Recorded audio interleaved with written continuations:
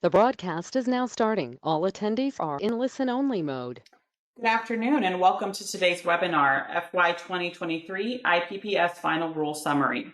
Upon conclusion of this session, an email will be sent out to all the attendees with instructions on how to access the content from today's presentation. This includes the slides and a recording of today's webinar. You can also find a copy of today's presentation in the handout section here on GoTo. Participants will earn 1 CPE credit for this session, but please note, in order to be awarded the full credit, you must respond to the 3 knowledge check questions that are asked throughout the session. Upon completion of the requirements, you will receive your awarded CPE credit certificate within 14 days of this webinar. If you have any questions during the presentation, please submit them through the chat feature and we will address them as time permits. If your questions are not answered during the session, we will follow up with you upon conclusion of this webinar. Now, I'd like to introduce today's presenter, Bessler's Reimbursement Manager, Christina Brown. Christina, the floor is yours. Great. Thank you very much, Nancy. It's a pleasure to be here. For those I have not had the pleasure of working with, as Nancy mentioned, my name is Christina Brown and I am a reimbursement manager at BESLER. I've been with BESLER for 3 years, but prior to that, I have worked for multiple hospital chain organizations in Virginia and Tennessee. I got my bachelor's degree from Florida State University and an MBA from the University of Alaska Anchorage, but enough about me. Let's get started on why we are here for the next hour. On April 18th, CMS published the fiscal year 2023 Inpatient Prospective Payment System and Long-Term Care Hospital Payment System Proposed Rule, and subsequently on August 1st released the final rule for display for viewing on the CMS website. Over the course of 2022 to date, it has already been shaping up to be an interesting year, and the release of the IPPS rule is certainly no exception. There were definitely some updates we anticipated, and CMS always manages to throw in some others. You may have noticed there were changes to rates as well as many changes to various policies and programs. Many of those are as a result of the impacts caused by the COVID-19 public health emergency. If you reviewed the proposed rule, you'll notice, as in past years, that most of the updates in the proposed were set as final. And while there are a few that were either scaled back or removed entirely. I'll refer to a couple of these items throughout the presentation.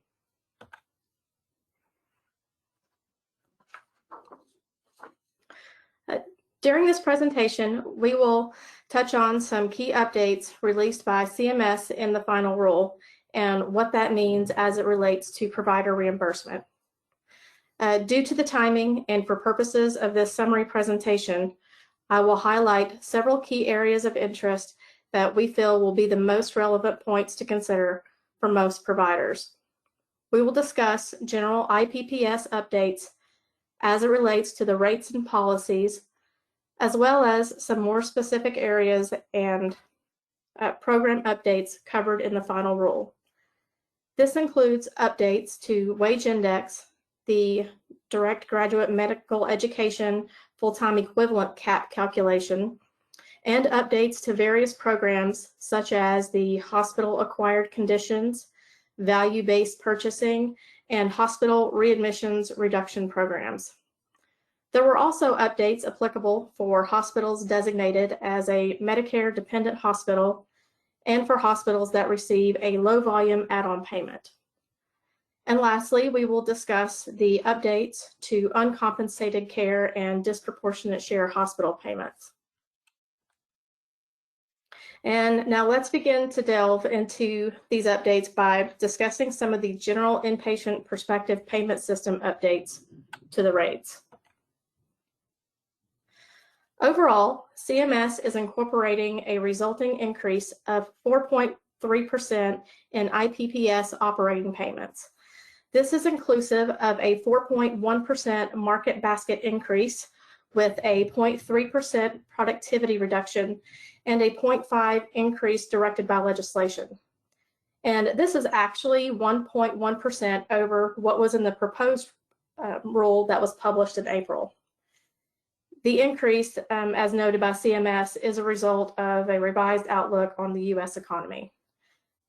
Additionally, in effort to return to using the most recent data available for rate setting, CMS will be using the FY 2021 data for the FY 2023 IPPS and LTCH PPS rate setting with certain modifications to the usual rate setting methodology.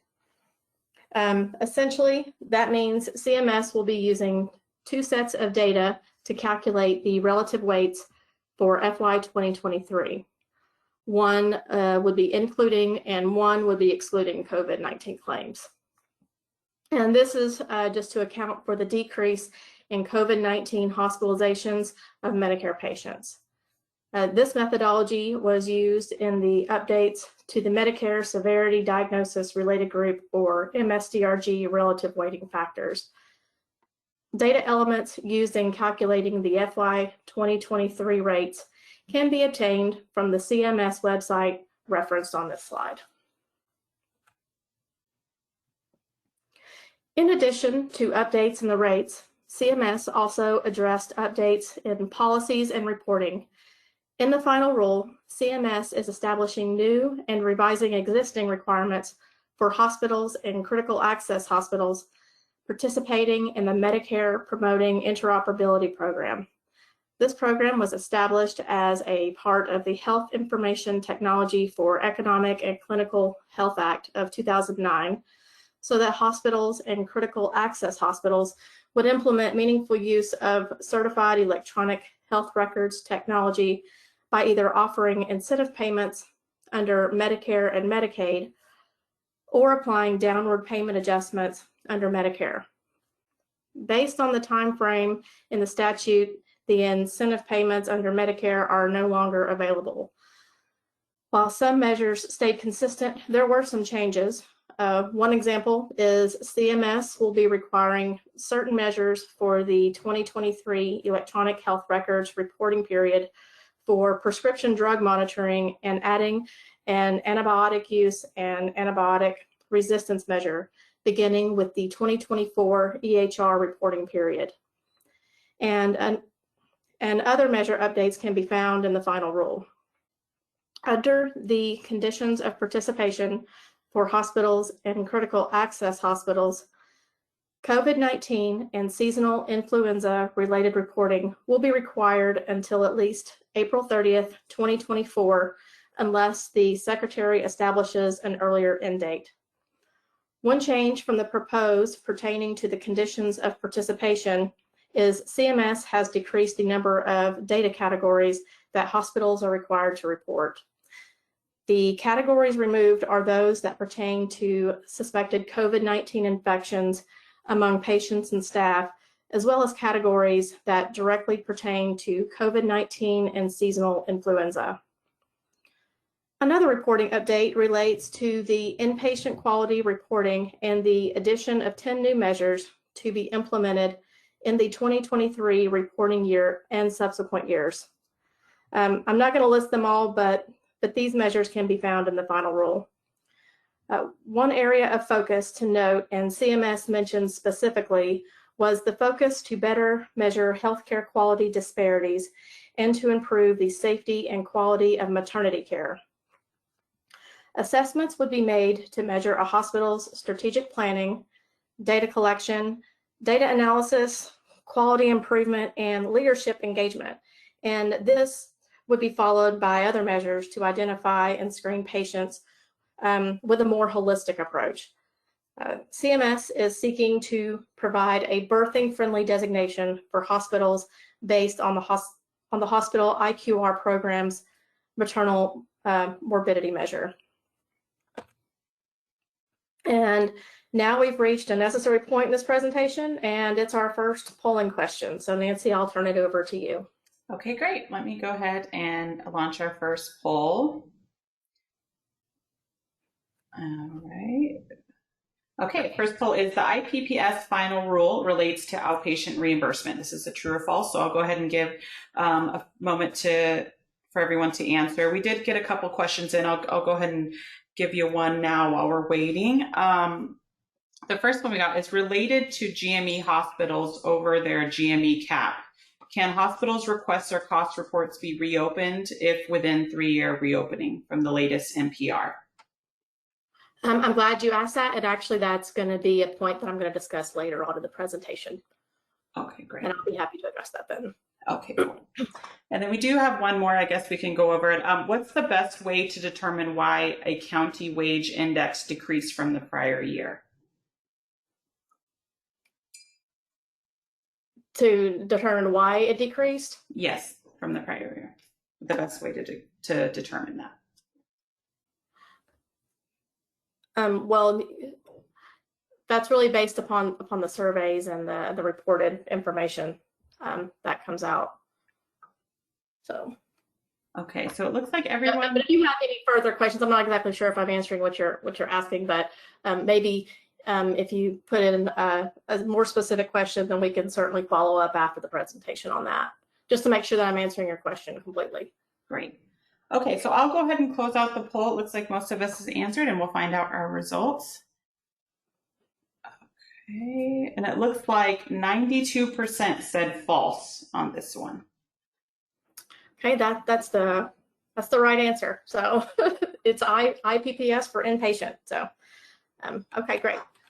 So now we are going to move on, and so another area to note would be the updates to wage index. Adjustments are done annually to the IPPS standardized amounts to account for area differences in hospital wage levels by a factor which reflects the relative hospital wage level in a geographic area compared to the national average. So maybe that actually answered your question, but yeah, certainly we can follow up though. So over recent years, there has been much discussion around areas relating to wage index. So for starters, for federal fiscal year 2020, CMS adopted a low wage index policy, which was intended to increase the wage index for certain hospitals with low wage index values. And the intent for that policy was to allow hospitals to take the 4 years for it to be effective to implement compensation increases during that period of time.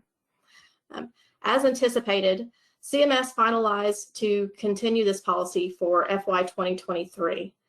And there are also circumstances which may cause significant year-to-year variations in a hospital wage index. So in order to reduce the overall volatility for hospitals with this circumstance, CMS proposed and finalized a rule to apply a permanent cap on wage index decreases of 5%. So this means that a hospital's FY 2023 wage index would not be less than 95% of the wage index for FY 2022. And since the rule was finalized as permanent, that would also mean that any subsequent year could not be less than 95% of the wage index of the previous year. And the third area I wanted to mention as it relates to wage index is the roll floor calculation. In the proposed rule for the roll floor wage index policy, CMS proposed to exclude 412.103 hospitals from the calculation of the roll floor and from the calculation of wage index for rural areas in a state in which the county is located.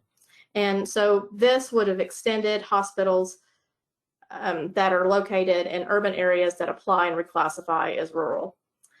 However, in the final rule, CMS finalized a policy that reverts back to calculating the roll floor as it was calculated before FY 2020.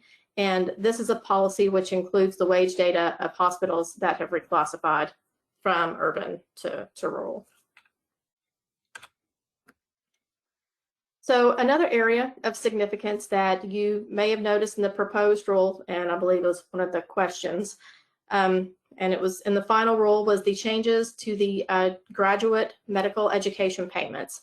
And that's based upon updates to the full-time equivalent cap calculation. So if you haven't been following the litigation relating to this topic, On May 17th of 2021, the U.S. District Court for the District of Columbia ruled against CMS's method of calculating direct graduate medical education payments to teaching hospitals, specifically as it relates to when the hospital's weighted FTE counts exceed their cap.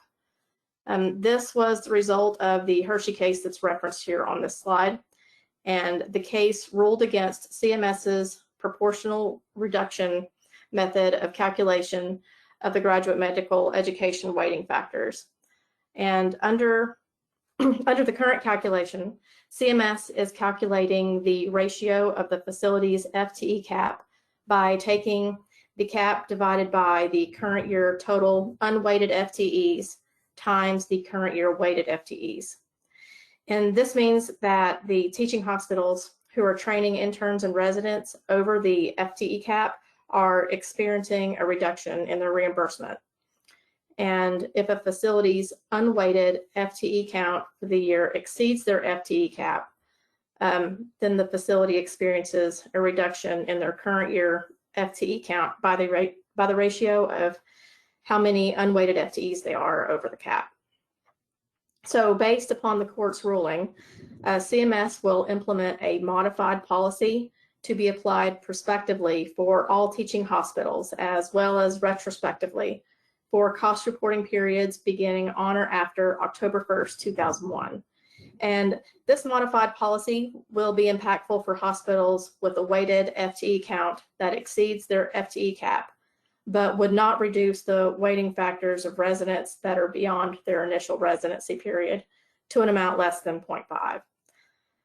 Specifically, if a hospital's unweighted as well as the weighted number of FTE residents exceed the full-time equivalent cap, the respective primary care and obstetrics and gynecology weighted FTE counts and other weighted FTE counts are adjusted to make the total FTE count equal to the FTE cap.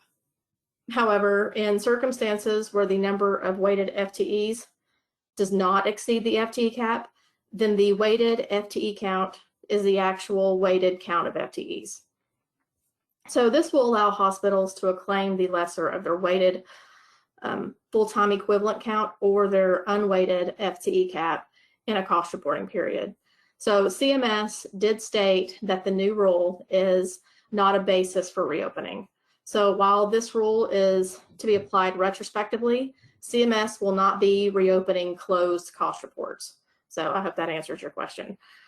For fiscal year 2023, this change is anticipated to increase graduate medical education payments to hospitals by approximately $170 million.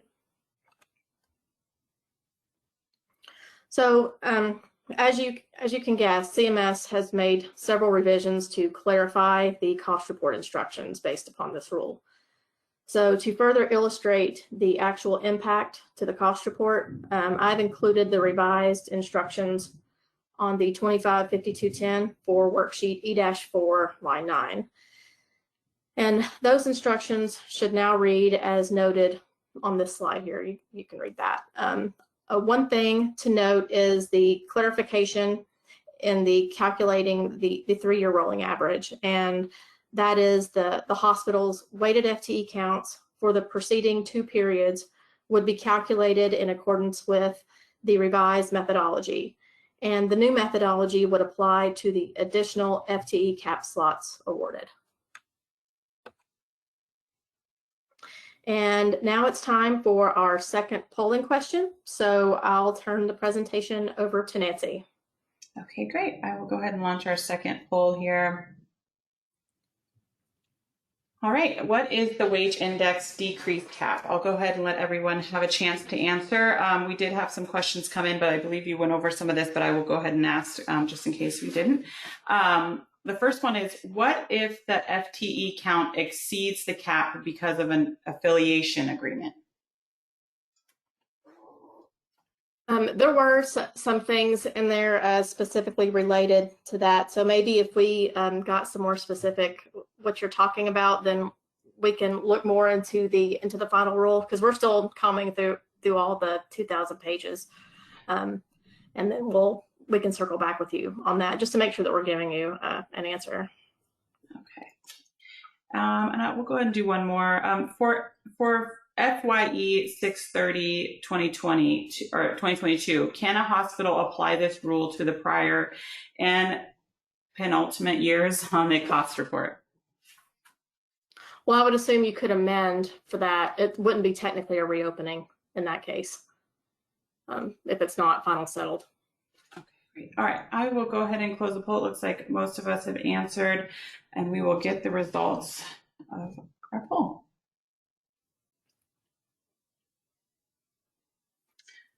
All right, so it looks like 69% said 5%, and then the next one down at 23% said 3% on the decrease cap.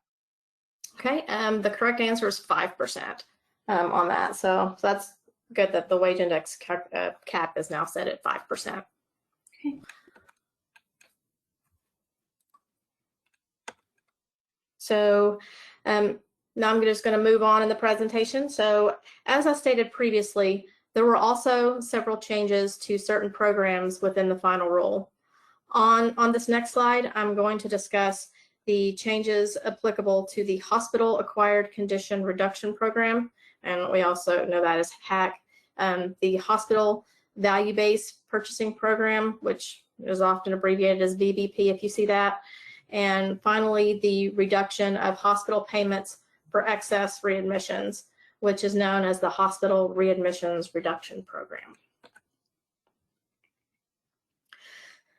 The Hospital Acquired Condition Reduction Program supports the CMS effort to link Medicare payments to healthcare quality by penalizing hospitals with larger rates of infection or injury as a result of an inpatient stay. There are a list of measures used to calculate the patient safety and adverse events composite, or you may see it as CMS PSI 90 measure or public safety indicators. Hospitals with a total HAC score greater than the 75th percentile of all total HAC scores will experience a reduction in payments by 1%, and that's after adjustments are made for value-based purchasing, hospital readmissions reduction, disproportionate share, and indirect medical education have been made to the base operating diagnosis related group amount. So per the final rule for FY 2023, CMS will suppress certain measures in the HAC reduction program, which would penalize hospitals due to the effects of COVID-19. That being said, while there will be no HAC penalties for FY 2023, CMS will continue to calculate and report the public safety indicators, even on those that are suppressed. CMS also finalized an update to risk adjust for COVID-19 diagnosis. Another program that has been impacted by the COVID-19 public health emergency is the value-based purchasing program. And under the value-based purchasing program, CMS makes incentive payments to hospitals based on their performance on certain measures. In the 2023 final rule, CMS is pausing the hospital consumer assessment of healthcare providers and systems and 5 hospital-acquired infection measures. And while CMS will continue to calculate the measures, total performance scores will not be awarded. However, as it is stated in the final rule, each hospital will receive a 2% reduction to its base operating DRG payment amount for each FY 2023 discharge, and will then receive a value-based incentive payment percentage that will result in a value-based incentive payment amount that is equal to the 2% that's withheld. So essentially, it'll be a net effect. The Hospital Readmission Reduction Program was established to reduce reimbursement for hospitals defined under Section 1886D of the Social Security Act that have excess readmissions of selected applicable conditions. And as stated in the final rule for FY 2023, the reduction is based on a hospital's risk-adjusted readmission rate during during a multi-year period. This measure will remain suppressed for FY 2023, and CMS will resume the use of the hospital 30-day all-cause risk standardization readmission rate following pneumonia hospitalization for the FY 2024 program year. A modification of the hospital 30-day all-cause risk standardization readmission rate following pneumonia hospitalization would exclude from the denominator patients with COVID-19 diagnosis present on admission, and a modification of all 6 condition-specific measures to include an adjustment for hospitals with a history of COVID-19 within 12 months prior for the FY24 program year. So the next area I will discuss applies to hospitals with the designation as a Medicare dependent hospital. And these hospitals are a major source of care for Medicare beneficiary in those specific areas. So currently, for discharges occurring on or after October 1st, 2007, hospitals who qualify as a Medicare dependent hospital receive a different payment rate. And these payments are based on the higher of the federal rate or the federal rate plus 75% of the amount of the federal rate that exceeds the FY 1982, 87, or 2002 hospital specific rate. So they receive a blended payment rate is what that is. Section 50205 of the Bipartisan Act of 2018, it extended the Medicare Dependent Hospital Program through federal fiscal year 2022. So effective October 1st, 2022, the Medicare Dependent Hospital Program will expire, and all hospitals that qualified as a Medicare dependent hospital will need to apply for sole community hospital status by September 1st, 2022, if applicable. So otherwise, those facilities would receive payments based upon the federal rate. And currently, there are 173 Medicare dependent hospitals, and of the 173, CMS estimates that 91 of those would have been paid under the blended payment of the federal and the hospital specific rate. And based on those 91 hospitals, CMS is estimating an overall decrease in $180 million. Another program change that has a financial impact to only applicable hospitals that we'll discuss is the low volume add-on adjustment payment. Low volume payments are made to qualifying hospitals on a per discharge basis in order to qualify for the low volume payment adjustment. So currently, a hospital has to be more than 15 miles from another Section D or qualifying hospital and has to have less than 3,800 total discharges during the fiscal year. And in the final rule, CMS finalized its proposed to change the qualifications for this program to the statutes that were in effect prior to fiscal year 2011 in order to qualify for that 25% adjustment. This changes the qualifications from a hospital having to be more than 15 miles from another qualifying Section D hospital to, for FY 2023, that a hospital must be more than 25 miles from another qualifying Section D hospital. So additionally, instead of having to have less than 3,800 total discharges, effective for federal fiscal year 2023, a hospital will need to have less than 200 total discharges in order to qualify for that 25% adjustment. And as a result of these changes, CMS is expecting an overall decrease in low volume payment adjustments to be approximately $437 million.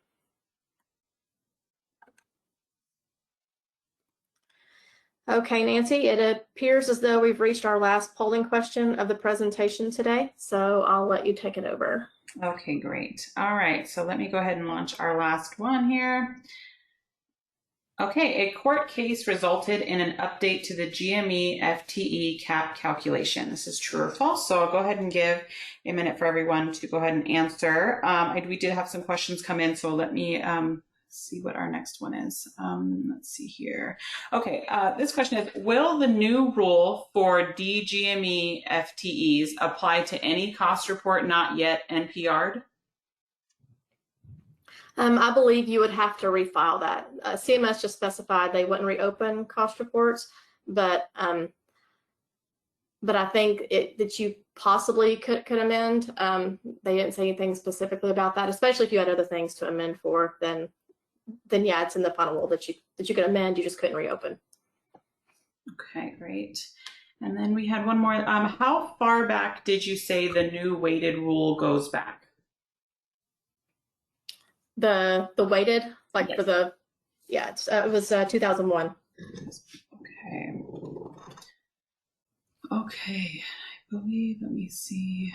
We can, I guess, do one more. Does the CMS star rating impact wage index or rates in any way? I believe they're suppressing some of those measures, and but I don't think that it is. I'll have to dig more into that and add that to our list to get back with you, okay, just to make sure. All right, so it looks like most of you guys have answered, so I'll go ahead and close out the poll and give our results here. All right, so it looks like 93% said true for a court case resulted in an update to the GME FTE cap calculation. Good, I think everybody was listening, so that's good. Either that or you already read the rule.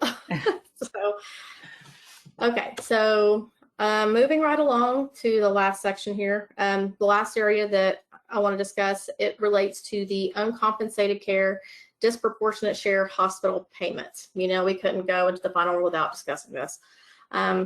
So as we all know, CMS is continuing to make changes to the factors related to uncompensated care, and the FY 2023 final rule is certainly no exception to that.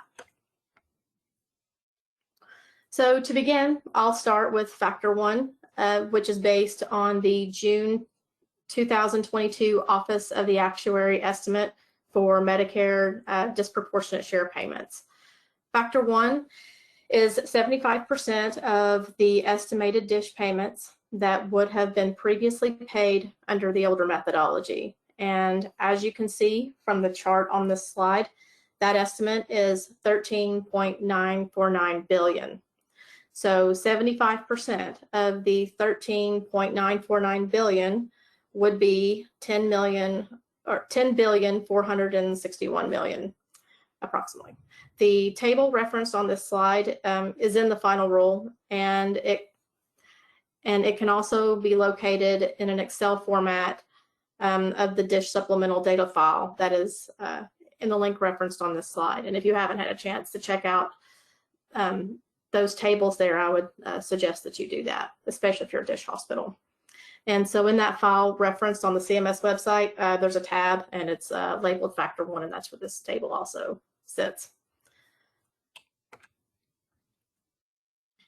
So factor two is calculated as 1 minus the percent change in the rate of uninsured individuals under the age of 65. This calculation of changes in the rate of uninsured is certified by the Chief Actuary of the Centers for Medicare and Medicaid Services. In FY 2022, that percent was 68.57%. And in the final rule for FY 2023, that percent is 65.71%. So when you multiply the $10 billion amount from factor one, you end up with the overall payments available in the pool for the uncompensated care payments to be distributed among the qualifying hospitals. The uncompensated care pool amount available for federal fiscal year 2023 is $6,874,403,459, roughly. So when compared to the amount for federal fiscal year 2022, this is a $318 million decrease in the total pool amount that was distributed. But on a positive note, this is actually less of a decrease than what we saw in the proposed rule. In the proposed rule, that the pool amount was projected to decrease by $654 million.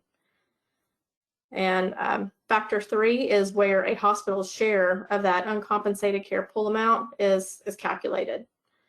So one change was that in the proposed rule that became finalized for FY 2023 was the data that is used in the computation for factor 3. And again, those factors are on that Excel file that are in the final rule on the links that we've referenced throughout the presentation.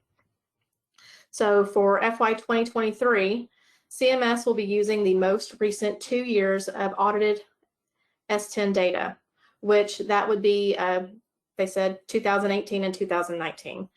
I know that we've been seeing some audits for 2020, but they said that these are the final years here, 2018 and 2019. So CMS has also decided for federal fiscal year 2024 and all subsequent years, the determining data would come from a 3-year rolling average of the most recent audited S10 data cost report years. The intent for the move to the 3-year rolling average is an effort to mitigate any large swings in the S10 reported data.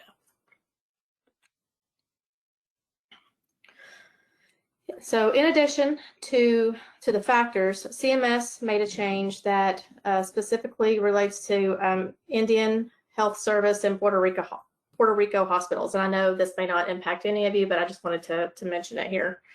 For these hospitals, CMS finalized to discontinue the use of low-income insured days as a proxy for determining uncompensated care. Instead, CMS will calculate factor 3 for these hospitals based solely on the amount reported on worksheet S10 as it's done for the other hospitals.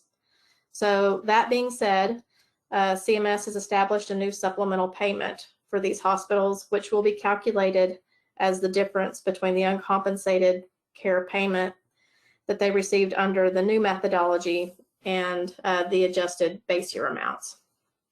The base year amount being calculated as using the over 4.4% decrease in DSH payments, which would be the hospital's FY 2022 uncompensated care amount multiplied by 0.956. One thing to note for all hospitals is this last point that was in the proposed rule, but was not finalized in the final rule. CMS had stated in the proposed rule a change in treatment for Section 1115 waiver days in the Medicaid fraction. If the proposed was finalized, it would have made changes limiting the inclusion of Section 1115 waiver days in the DSH calculation. Effectively, according to CMS, this would prevent hospitals from claiming patient days of patients whose care was covered in part by a Section 1115 uncompensated care pool. So CMS naturally received many comments of concern on this particular topic.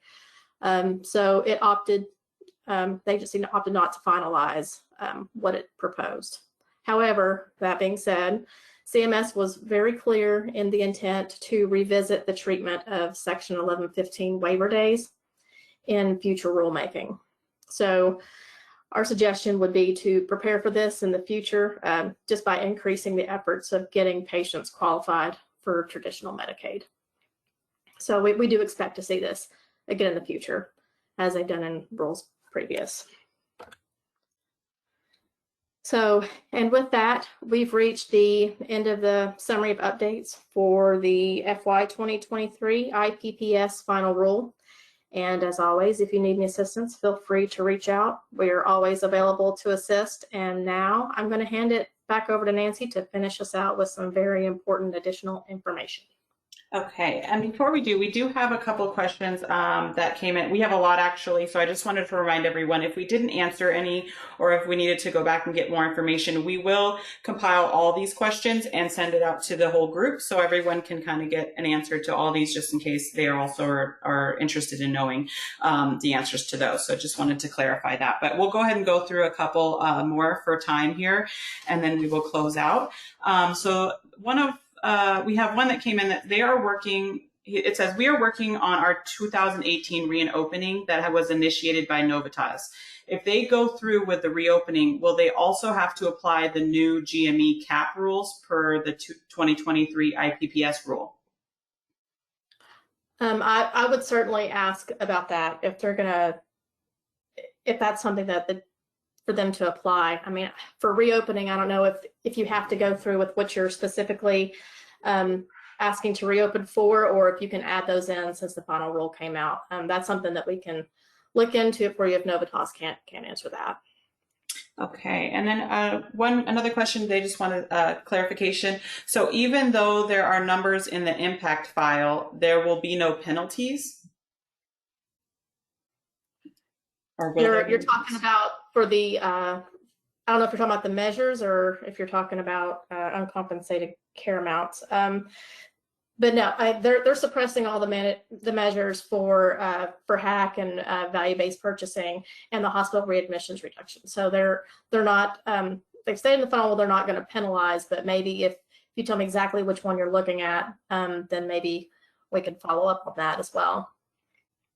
Okay. Like I said, we're still looking into all of these. You know, the rule just came out last week.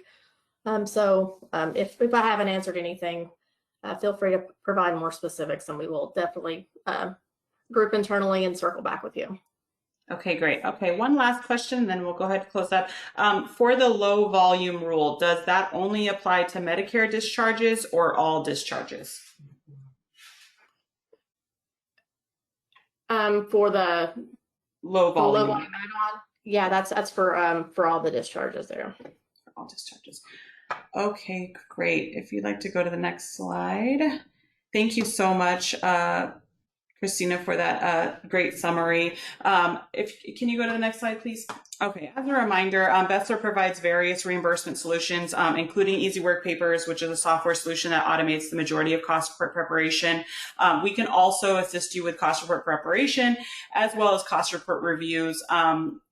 Our experienced team can also help your organization with additional reimbursement services, including DISH reviews and S10 reviews. So if you have any questions, or if you would just like more information about our solutions, please feel free to give us or let us know. And also, if you have any more questions about today's webinar, please submit them or email us and we will get back to you. And again, just a reminder on all the questions, we will send that as a compiled list to everyone, so that way we all have them for the answers.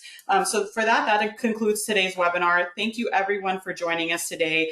Very shortly, I'll send out the slides as well as access to the video of this presentation. Hope you all have a great day. Thank you.